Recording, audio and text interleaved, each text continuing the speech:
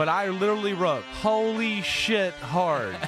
Their stretches all the way to the bye week is one of the toughest ones after another, I don't know, I'm not even writing English there. But either way, look at their schedule. Point stands.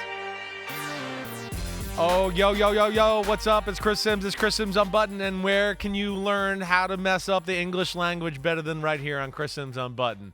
I think I was talking about the Giants schedule there. Okay. Right? Trying to talk about it, which is like, we've talked about the AFC NFC Over-Under podcast, right, where you were wearing the same shirt. Same clothes. Same duo, same clothes. What are the odds? It's almost like we're taping them on the same day. We are taping two in the same day for anybody wondering why we're dressed the same. But, we talked about the Giants there. Their schedule, I would put it up there as far as the toughest I've seen for anybody. How many last-place teams get that card? It's incredible. Like, hey, you had a tough year. Well, it's going to be harder now. It's the Giants and Jets. I feel like for about a 4-year stretch here, have had a very tough start of their season every year. It feels like the schedule has been working against them there. Yeah, well, you had the Rodgers Primetime schedule where they played, seven weird games, and then the Giants are in a brutal division and have had a tough hand dealt to them as well. But we got the AFC North today, which is going to be pretty awesome because I think this is the division that 3 of the 4 teams have a legitimate argument to come out on top. Sure. In this group. Yeah. I mean, this is a powerhouse. Well, the Norths in general, right? Yes. I mean, we'll have the same combo. Holy shitballs, Batman! NFC. It's insane. Really, it's insane. I mean, there's a lot of star players and difference makers in these two divisions right now. But yeah, this is going to be a tough one. In the AFC North, they play the AFC East and the NFC North, so that's going to be NFC North. Of course, they were a division that had 3 playoff teams last year as well. So we'll see where it goes. But, yeah, there's some good storylines and things to look out here for the teams in the AFC North. And the homies are going to see that today because the win totals for these two divisions are set pretty high for every single team except the Cleveland Browns. We're going to start on the other end of the AFC North. That's the Baltimore Ravens. Their over-under is 11.5 wins. That's priced at -120 for the over. Chris, this is my favorite over in the NFL. It's the whole NFL. Well, I mean, it's a little bit like we talked about with the NFC East and like the Eagles, right? I look at this. Same feel. It's the same feel. I mean, no disrespect. I know there's a lot of teams out there, but for me, if you ask me the 2 top rosters in the game right now, I'm taking the Eagles and then I'm taking the Ravens behind that. All the way, right? Because of how they draft. Anybody that's been listening to the pod knows what I've been saying about these 2 teams over and over. Right, we've gone into the AFC playoffs 2 years in a row where I feel like we went into the playoffs. The Ravens were the best team in the AFC. They've kind of messed it up in the playoffs, right? I think they're a team on the mission this year. I've kind of talked about it all year a little bit. Like it's going to be hard for me not to pick Baltimore versus Philadelphia in the Super Bowl. Sure. I'm sorry. That's just the way it feels. But like we talked about with like Philadelphia in the NFC East podcast. What do you look at in Baltimore to go, ooh, well, yeah, I question this part here. I don't like this. I mean, what is it? I'm not sure their first-round rookie star safety is going to be totally awesome right away. I don't know. He's going to be damn good and he's pro ready. Yeah. Right. I know. You know what I mean? I'm throwing out what ifs. Jair Alexander can't stay on the field maybe the whole season. I mean, we're getting to iffy type of things when you break down their roster. There's not much to not like, certainly. Right. And then just like we've talked about with Josh Allen or whatever, you got a quarterback it's an all-time great. It's one of the greatest quarterbacks we've ever seen in our life. And that's, to me, one of the great storylines of the year is him and Josh Allen are first-ballot Hall of Famers that are as good as anybody ever, yet there's a lot of people in the public we know that they got to see the hardware. They got to get to a Super Bowl. They got to get there and do all that. And that, to me, is another unbelievable theme of the year. But I'm definitely picking over. I mean, it's not a question. Over.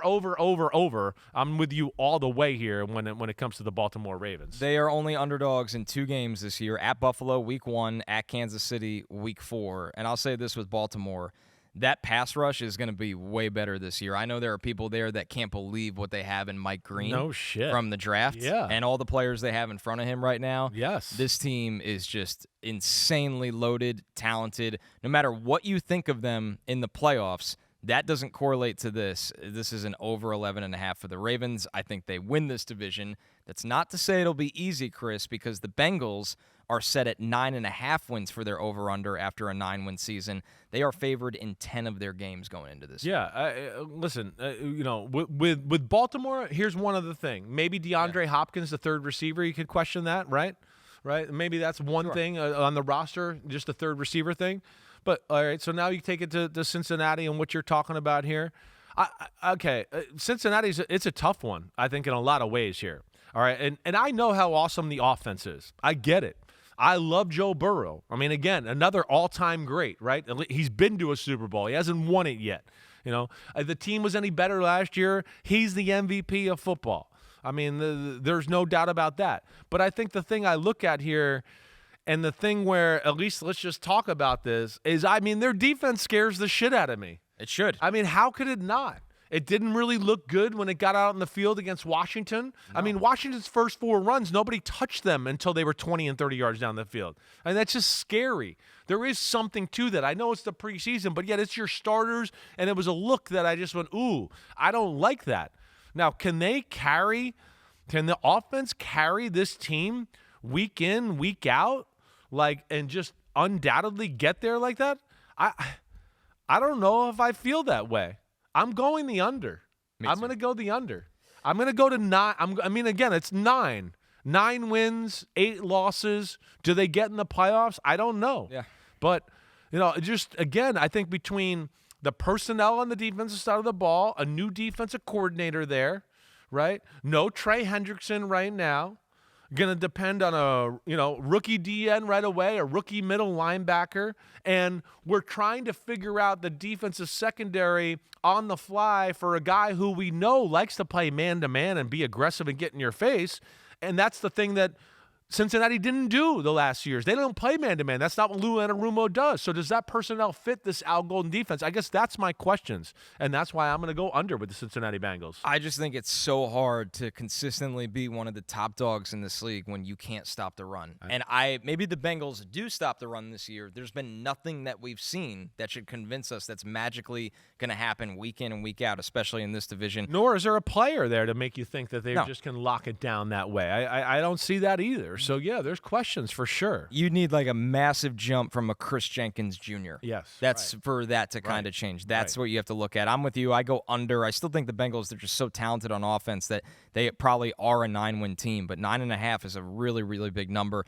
We have the homies chiming in here. This is from TYZ I-94. Tell me why not bet the over on every game the Bengals play this season. The offense is amazing, and the defense is going to allow 30 points a game. So if you want to do this at the outset of the season, I totally get it. The problem is the betting markets are going to treat them that way. Yeah. The Bengals are going to be playing games with the total set at 57.5. 57, yeah. Right. Exactly right. Right, until they show you otherwise. Yeah.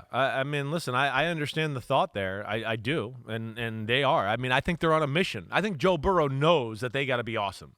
And I think that was why you saw him on the field without Jamar Chase and T. Higgins when they were playing Washington, because he was like, no, I need to be out there and still be sharp, right?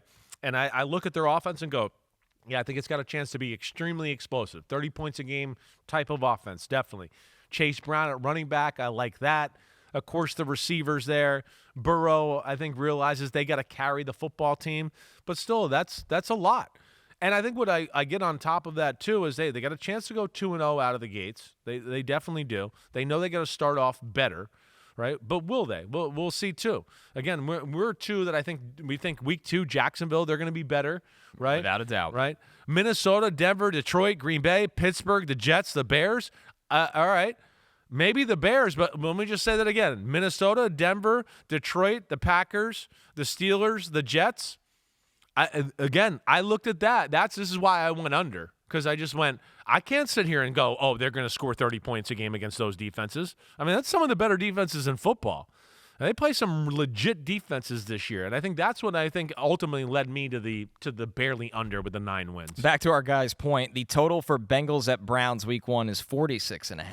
Wow. That's more of an indictment on the Browns. I think so. So if you're probably going to look at a team total. And they've had the number of the Bengals, I think. I think it changes a little, too. They make them play really ugly. They have. That's how you have to play the Bengals. Definitely. Yeah. Well, and I think they have, they got some corners on the outside who they go, they can play man-to-man against these guys every now and then. We don't have to totally just play zone and let Joe pick us apart and be surgical, right? So that's where I think it is a little bit. And then, and again, I think what you're seeing there in the betting public or Vegas is going, they played in the preseason, but they still have started every year like shit. So will they do it again? And I think that probably plays into it as well. Our next team, the Steelers, they are one of the top middle-class teams in terms of over-under. It's at 8.5 wins. They were 10-7 last season, to be fair. Yep. They're only favorites in 6 games going into this year, Chris.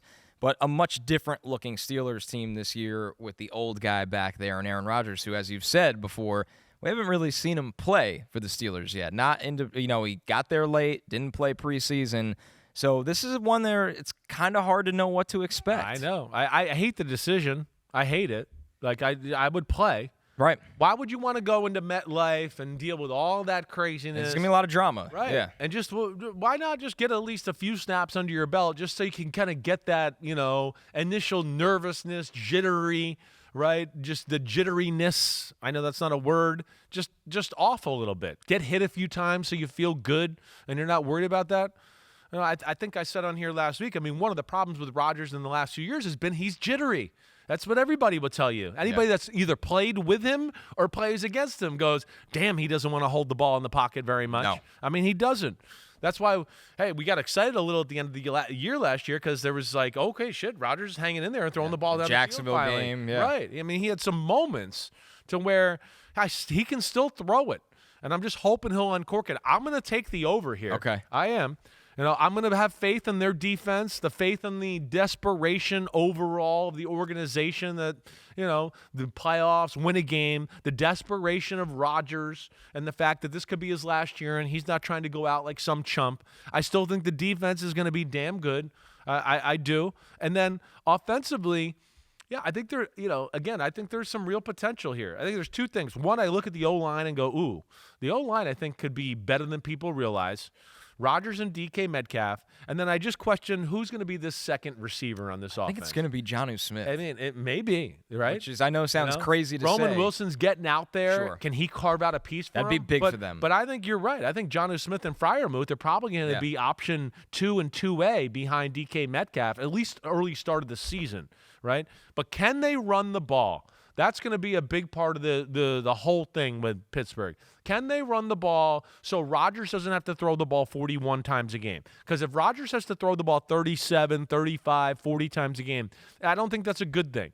I think in the perfect world, you want to go Rodgers threw the ball 24 to 27 times, right? We didn't get him hit. We ran the ball, and it allowed us to run play action and allowed him to stand back in the pocket and be aggressive down the field a few times. To me, that's the formula of success I look for.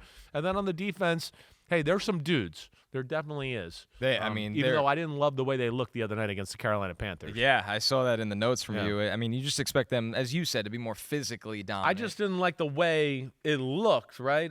Again, it is preseason. Maybe there's, hey, you're tired. It's the end of camp. Rodgers, TJ Watt, DK Metcalf's, Hayward, none of them played. So I get that too, but yeah, I feel like in most cases when you see the first team defense going against the second team offense, even if the second team offense moves the ball a little bit, you see like, whoa, the defense is controlling the line of scrimmage and doing that. And I didn't necessarily see that to me. It scared me a little the other night. I will say that. Yeah, and they're going to be without their first-rounder, Derek Harmon, for a couple weeks. He has the knee sprain now, so we'll see how they get by in the beginning of the year without him. He's a big addition. It seems crazy to take the under. Over? Okay. I'm going to take the under. You're going to take the under. It is historically a horrific move to bet the under on a Mike Tomlin team. My problem with Rodgers is that after September, when he's been hit a few times, that was it last year with the Jets. He was throwing the ball way too early. He was definitely hurt, but he plays through that, and he's not the same guy anymore. It's just hard for me to buy into this team as getting over the hump with him under center, especially with where we don't really know what he's going to look like coming into the year. I think they need a fast start. You got to go beat the Jets at MetLife Week 1. You can't lose that game. It's set up for them in their style of Pittsburgh Steelers type of football, where you figure it feels like it's going to be a defensive 13-10, 13-10, 17-13, something like that type of game where you go, man, the Steelers they love games like that. That's what they are. It might just come down to one defensive turnover or one block punt. It's things that Steelers do a lot, right? I do look at the Steelers and their start of their schedule there and go, a little like we've talked about some other teams, the Jets, Seahawks, and Patriots, they might be able to catch them as they're kind of getting their feet underneath them a little bit. That's very true. With some new moving parts to where, again, I'm always into the early part of the schedule because you can get fake confidence by that. I know I was on some teams in Tampa where I don't know if we were all that good, but we won early, and you start to think you're good. Right. And you get some grown men start to believe in and playing a certain way. And the coaching staff's calling games and game plans that fit the way the players play, and that makes you believe even more, right? That's where you can get something going. We'll see if they can do that. They are another one, you look at the schedule, and you go, damn, it's tough.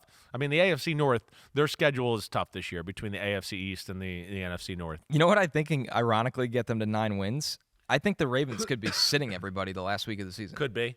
I think the Ravens are that good this year that there's a world where they sit everybody, and I know it's weird for them to I don't think that's play backups against the Steelers. Sure. that could be the 9th win. Browns, Ravens, the end of the year, they could get 2 cheap ones right there. Exactly. Yeah. This is a good one from the homies. Jason Croce said, Steelers are an easy 9. Make playoffs. Defense gives up 30 points in the wild card round. Rinse and repeat. That sounds like somebody that's lived the life as a Steelers fan. Right. Is what that sounds like. Well, what we're hoping is that we see a Steelers team here this year that if they do get to the playoffs, we go, whoa, I think they could actually win. And I'm actually rooting for them to win because they'll be fun to watch the next week. I've rooted against them almost every year because I'm like, oh, my gosh, I don't want to see the Steelers in the divisional playoff round. It's going to be a loss. It's going to be a boring game, whatever else. We'll see. Rodgers, DK Metcalf, that offensive line, I do think changes some things on that on that side of the ball for them that maybe we haven't seen in a few years. But the things you said about Rodgers and all that, I think, are the big questions of the football team. A rare basement team to close out this division, the Browns, with the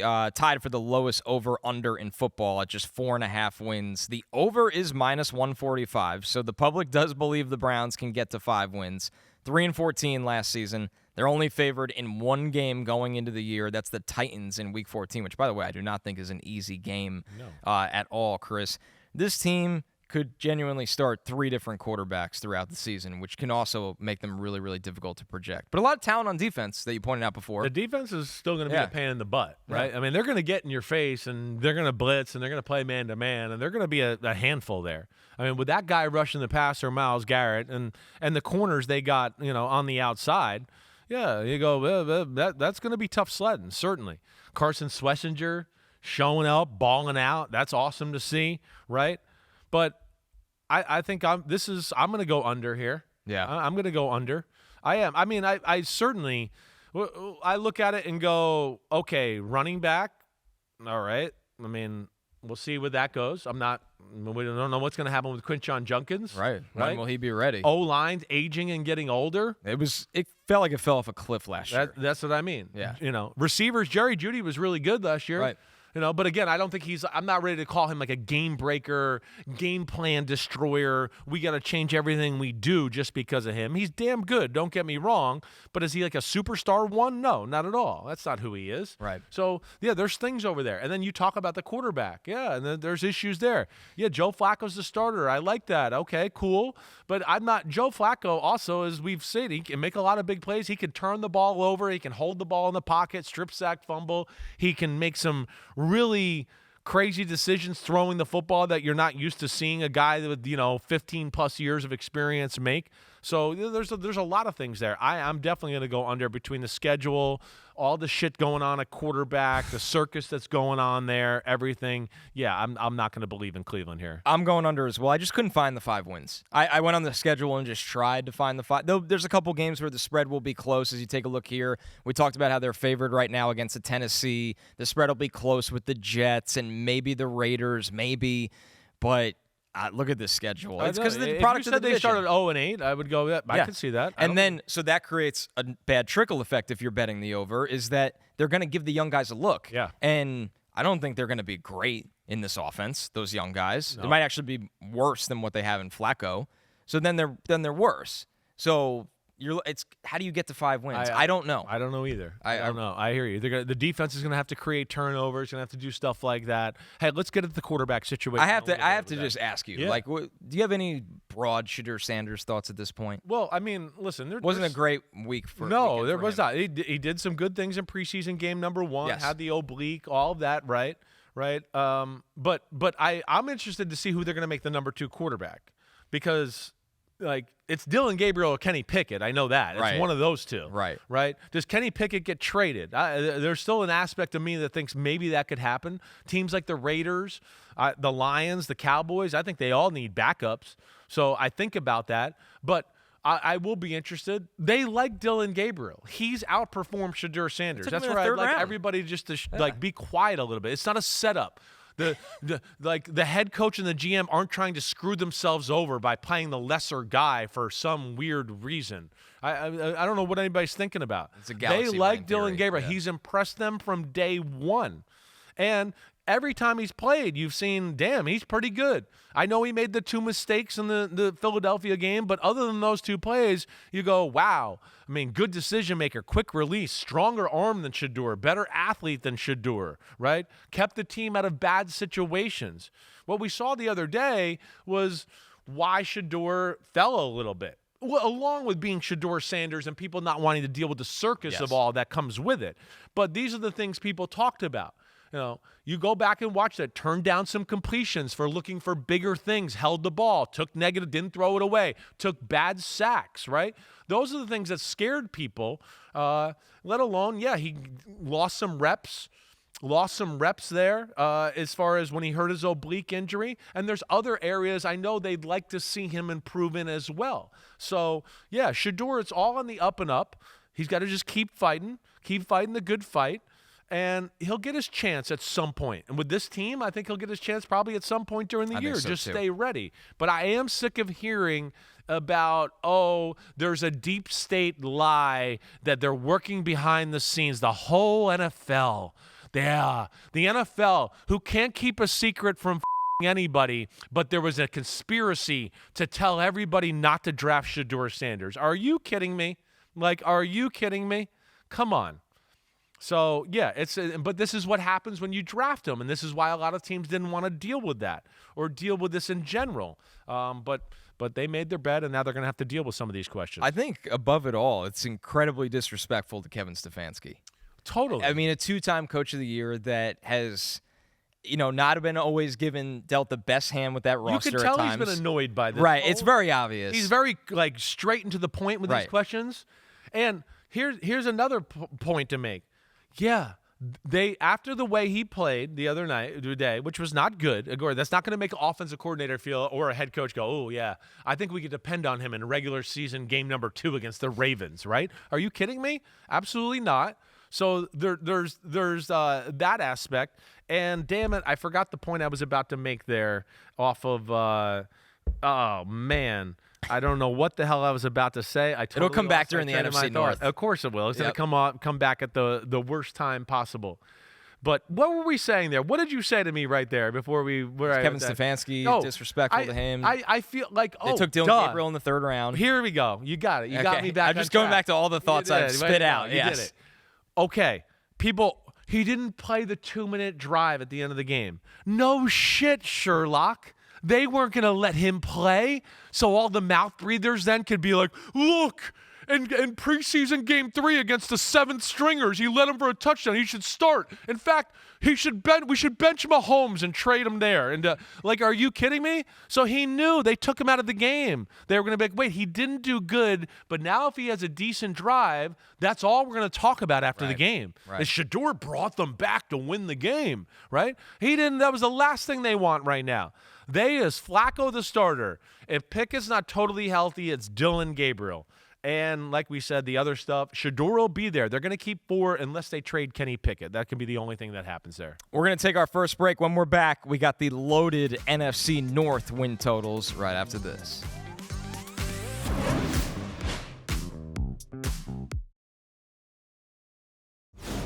Big Ten Saturday night is back. New Mexico at number 14, Michigan. Saturday, 7 p.m. Eastern Time on NBC and Peacock.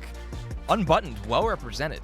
Seriously. You. Yep. Ahmed. Yep. And me. And you. Yes. It's a trio. It's going to be awesome all year. Yeah. All season. It's going to be a lot of fun on our college football show. I mean, again, you get to sit there, watch college football all day, come out, talk about it a little bit. I'm excited to see what Michigan's got.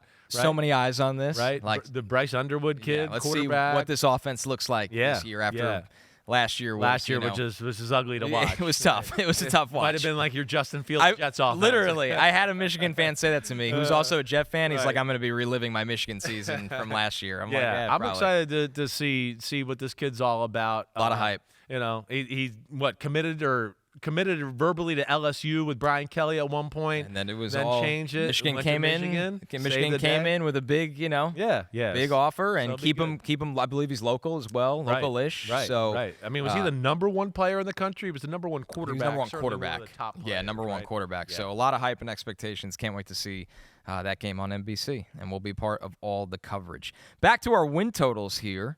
Speaking of the state of Michigan, the loaded NFC North headlined by the Detroit Lions, where their over-under is 10.5 wins, despite Chris going 15-2 last season. It felt like they were missing half their team down the stretch of that season.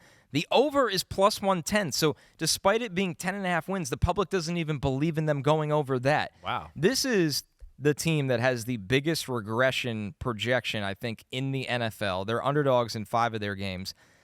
I think the Lions are going to be really good again, Chris. I don't care about the schedule. Right. I mean, if they win less than 11 games, I personally will be really surprised. I would be too. I'm going to go with the over here, yeah. right? But I totally I don't think it's 15-2 this year, right? But it doesn't have to be. No, it doesn't. They can win 12 games, and you're like, damn, the Lions are really good and healthy. Exactly right. No doubt, right? And that's kind of where I see it. I do think they take a step back. One, I am one to say that, no. Them losing the coordinators, you could say all you want. It's a big deal. Yeah. And I think especially with Ben Johnson. Right. I think Ben Johnson did so much for their offense. He was so aggressive, so creative. He made Jared Goff look like a guy that we've never seen him look like before. He knew how to get all weapons involved in the offense. As I always say, the skill is not having the plays. The skill is how you call the plays and set them up. Yes. And that's where Ben Johnson is special. His ability, how he set them up, how he packaged them together, however you want to talk about it, that is not an easy thing to replace. John Morton, the new OC, I like him. I know he's a damn good coach, but for me to just sit here and tell you, he's been there under Ben Johnson, it should look totally the same. I can't just say that. I can't. Absolutely not. And then I think when you talk about that with, some interior offensive line, some new guys there, right? And I know early on in training camp, the offensive line play was a little all over the place. I go over, but I do think it's a little bit schedule, a little bit of, hey, we've climbed the mountain and been probably the best team in the NFC 2 years in a row and didn't get there.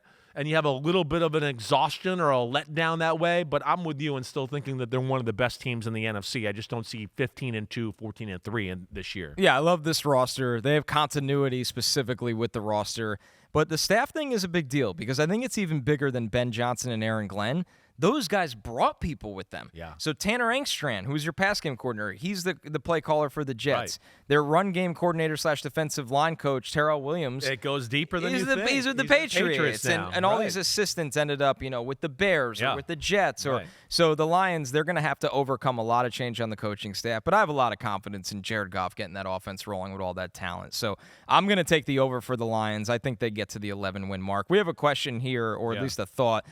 Nuevo Huevo, down on the Lions. John Morton has a if it ain't broke, don't fix it mentality. But with Ben Johnson in the division, I feel like it's Gruden versus the Raiders in the Super Bowl all over again. Wow, yeah. I mean, listen, that was a special storm of events right there, okay?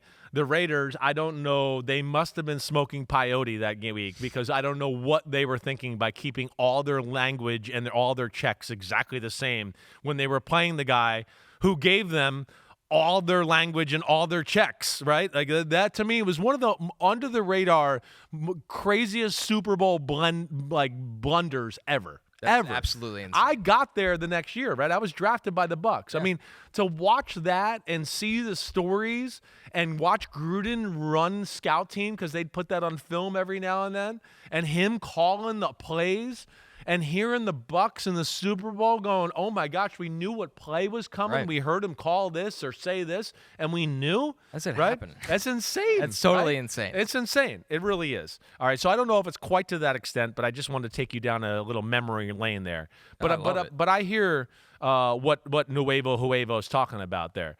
And yeah, if it ain't broke, don't fix it. That's right. Okay, cool. Do that. Right. The beauty of Ben Johnson was he can always add more. He's always got something else or another wrinkle off of this ain't broke, this is great, but we're going to have a little curveball off of that. Trick play king. That's where the great ones are special, is they can continue to add on to their offense week after week after week. So we'll see, and we're going to see how Ben Johnson does with the Bears. This division has a lot of juice. Holy crap. You have the Ben Johnson against the Lions aspect, but I think we start with the Packers here, Chris, who their over-under is at 9.5 wins. Especially Ben Johnson has had some weird, things thrown at Matt LaFleur, and I know they're not really there's not a relationship there. So this division has juice right now, and I think Green Bay wants to show they're not going anywhere. The public believes in them. The over is -125, so the public believes they get to double-digit wins. They were 11-6 last season. They're only an underdog in 4 of their games. So you have a Packers team that the schedule is on their side. Yeah. It seems like it is. They're one of those teams that, again, I'm not going to put them in the Ravens or Eagles or quite the Lions category, but I still look at their team and go, man, there's not much to dislike here. Well, there's no weakness.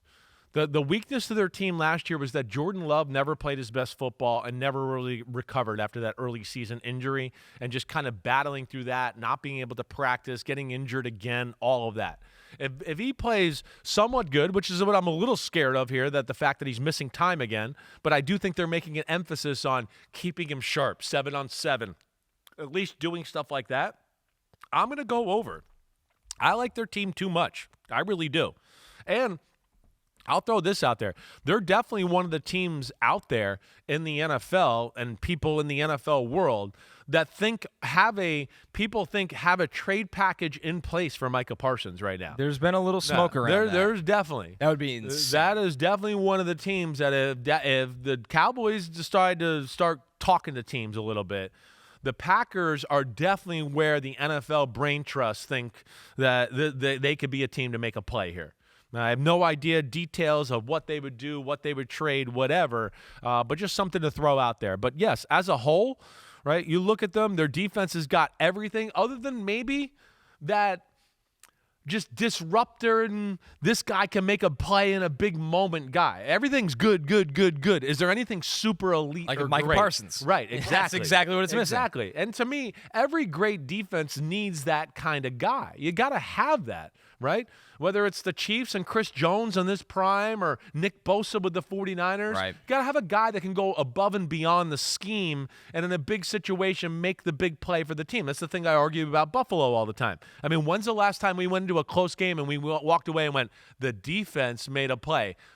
Never. They thought Von Miller was going to be They thought, and look, yes, and he got hurt and they got unlucky there. But, yeah, I'm going to take the over here in an incredibly tight division where I don't know if there's a division where I like 4 teams more than I like this division, right? And I think Vegas is with you because the lowest over-under is the Bears at 8.5. Jeez. Right. So they don't think there's not really a weakness. No, they're telling you that they truly believe all 4 teams have a chance at a winning record. There's a scenario for all of them, a range of outcomes for all of them. I'm with you on the Packers. I'm going to go over. I don't think the Packers are great this year, but I think they're a double-digit win team. I think they win 10 games. They are pretty complete. I wish they've gotten a little bit more out of Lucas Van Ness on the edge. 100%. Some of those guys haven't really, Devontae Wyatt, they haven't popped away we thought they might. It's been more floor picks rather than ceiling picks. That's probably picks. why they're one of these teams in this market or what we hear about for trading for Michael Parsons. They know it. They got a lot of good, but they need some sizzle with that steak and potatoes. All right, so the Vikings here, this is one of the more interesting ones because they won 14 games last year. Their over-under is only 9.5,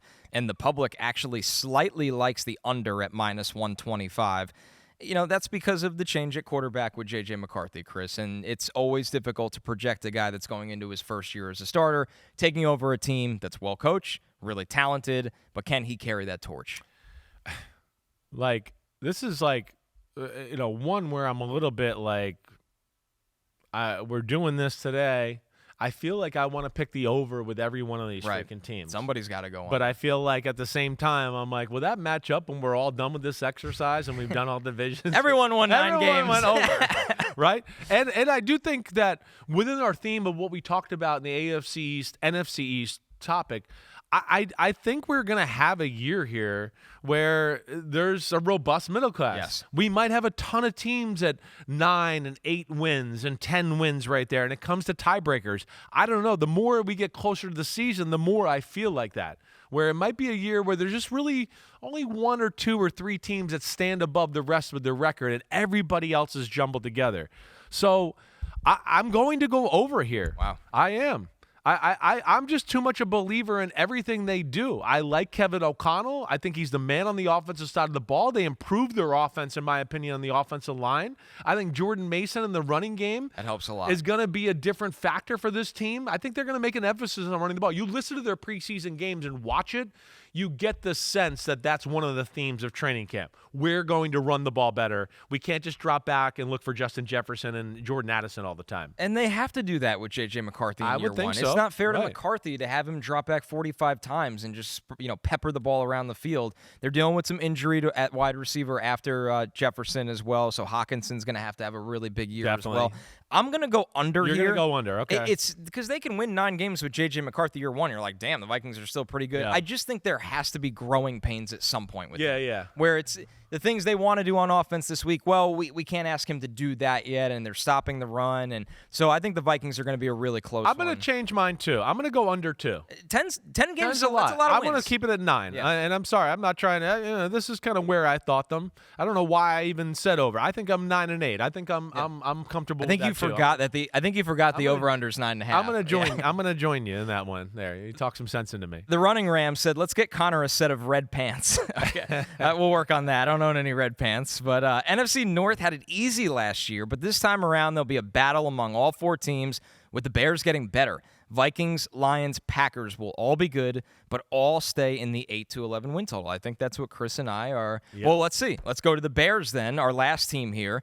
Their over-under is 8.5 wins. The over is plus 115, so the public slightly likes the under. I'm here. surprised that this high. Just because of, I feel like most stories out of Chicago and training camp have been negative this year so far, right? Yeah. Maybe it feels like there's more pressure on them or more of a spotlight on them than just about anybody in the game this year. I mean, they've spent a ton of money on the offensive line. Yep. It's year 2 Caleb Williams. Yep. The savior and Ben Johnson is here. He's being painted as like the guy that's going to fix everything.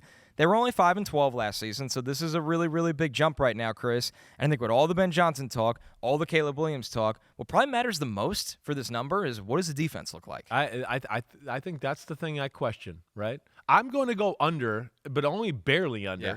I'm rooting for the Bears because I love Ben Johnson's offense. I think Caleb Williams has talent and arm talent that I go, man, it's like only a few people in football that can throw the ball like Caleb Williams. It's a short list of guys there.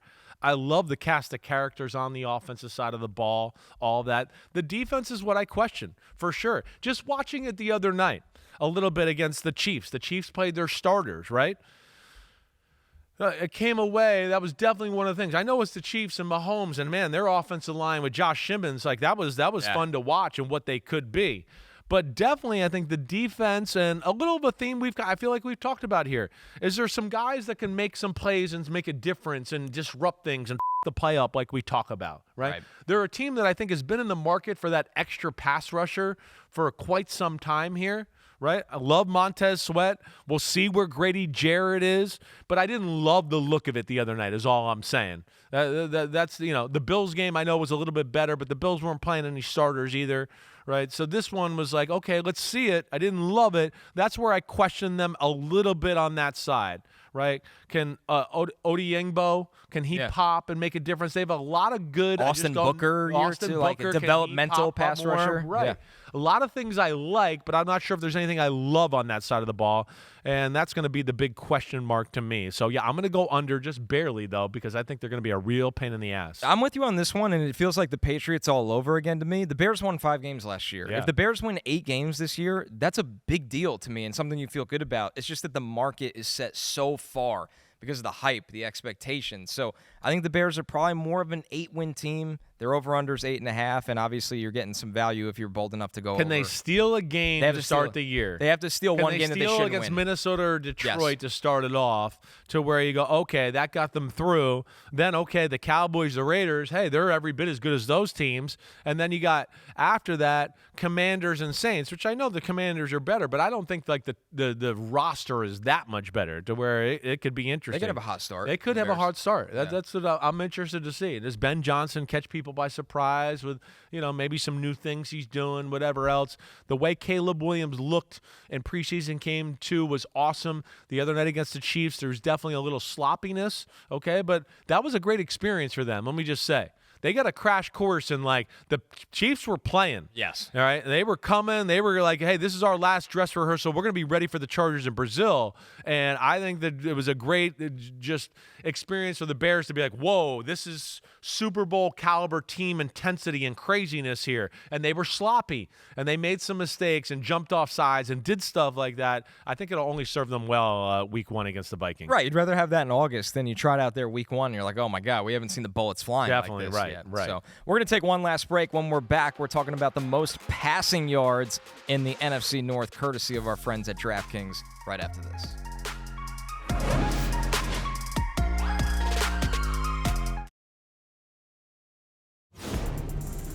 Let's take a look at the odds board for the most passing yards in the NFC North for the 2025 regular season. Jared Goff, kind of the heavy favorite here, Chris, at plus 130. And then you have Jordan Love at plus 300, J.J. McCarthy plus 320, alongside Caleb Williams at plus 320. I think this is actually one where if you're going to bet a long shot, this is probably the division you do it. I wouldn't bet McCarthy. I think they're going to run the ball, something that you've hammered on. I think so. I would actually look at Caleb Williams and go, there's no reason he can't steal this one. If you want to, take a shot. Yeah, don't take the I'd bet on pick. Jared Goff. He should if be you the put guy. a gun to my head, right? The proverbial gun to my head, I'd probably take Jared Goff. But, yeah, if you gave me another one, that would be Caleb. Hey, with the Packers, Jordan Love's injury, they're an extremely good running football team. Exactly. And I got questions about the Packers receivers. I know I've had a few Packer fans like, what are you talking about? It's the strength of our team. I've seen that on my social media. And I'd be like, what are you talking about? Nobody can get open on your team. What are you talking about? Romeo Doubs, Jaden Reed's not healthy right now. Christian Watson's hurt still, right? We'll see what the rookie's got and all that. That's a big ask. Those are things that I question me, let alone, the way Jordan Love played. I wouldn't want to bet on that. You said the J.J. McCarthy thing. Yeah, I think it's Goff or Caleb Williams. Yeah, Packers and Vikings will want to run the ball, so Caleb would be your long shot. Goff should, in theory, finish as the top dog. DraftKings is the official daily fantasy partner of the NFL, and right now all Pick 6 customers could play free for a share of DraftKings' biggest bag ever. Hit all 6 picks for your cut of $1 million or more. Just download the Pick 6 app and use promo code UNBUTTONED when you sign up. Ride the upside with Pick 6. DraftKings Sportsbook, the crown is yours. Before we close out here, Chris, sort of breaking news. Whoa. Yeah, sort of breaking news. We know this is releasing on Tuesday, but Terry McLaurin and the Commanders agree to a 3-year extension. I mean, honestly, I was shocked it took this long, right? Because I think this is one where the team wants the player 100%. He shouldn't want to be anywhere else. He shouldn't want to be anywhere else either, right? It's perfect that way, okay? He's a really damn good football player. I don't know. I think I told you on the last podcast, right? We talked about it a little bit where it was I think he was asking for an extremely high amount of money to start off when he first asked, like above Justin Jefferson, like up in the high 30s is kind of what I was hearing there. So now you got, a 3-year, they're saying 96? Up to $96 million. Which I doubt that's really what it is. I would bet you they found a way, right, to get it to Basically, it's $30 million a year. Right. With if he does some certain things, maybe he can get $96 million out of it. Big signing bonus should be in there. But that's where I always kind of thought he was. Yeah. Right? I mean, to me, right, what's T. Higgins making? 29 and change? Yeah, he got an under market. He's not as good as T. Higgins to me. He's older. Choice. Right. I'm taking T. Higgins for sure. Right. I don't think he's as good as A.J. Brown or that, who's making 32 and a half. Right, but hey, it's a year later. I understand that, and it sounds like they're in the right range that makes sense for everybody. He had to get this done too. He turns 30 week 2 of the NFL season. Yeah. So this was his big chance to cash in. I can see why there was some trepidation of wanting to just pay him whatever $38 or $40 million a year because he's so important to that team. Right. Year 2, Jaden Daniels. They've done everything right organizationally. Right. Ever since ownership change. Josh Harris, everything. So we'll see where it goes there, but glad they got that done because I do think that helps Jaden Daniels and certainly makes them a lot more dangerous on the offensive side of the ball. Another 2 divisions in the books. We're going to keep rolling. We got every division this week. Yeah, we got them all coming, all right? You're going to get like Chris Simms Unbuttoned overload with Connor Rogers and his pectoral muscles popping through his shirt, all right? We'll see what he wears tomorrow. Let's see if he can wear one that's a little tighter, right? He doesn't have Ahmed's, red pants, but he is wearing Ken Griffey shoes, which are really cool. You always got a good shoe game. I got You always do that. No doubt about it. But you know where to find us. We'll be here all week. Come subscribe, rate, review, come at us with the questions, thoughts, anything we said crazy on the previous podcast, bring it. Please. Let us know. We'll read them. We'll self-scout thyself if we feel like we're wrong. We know we're not like the oracle of all oracles here, all right? Everybody be good. We'll see you later on in the week. Peace out, homies. Clap it up.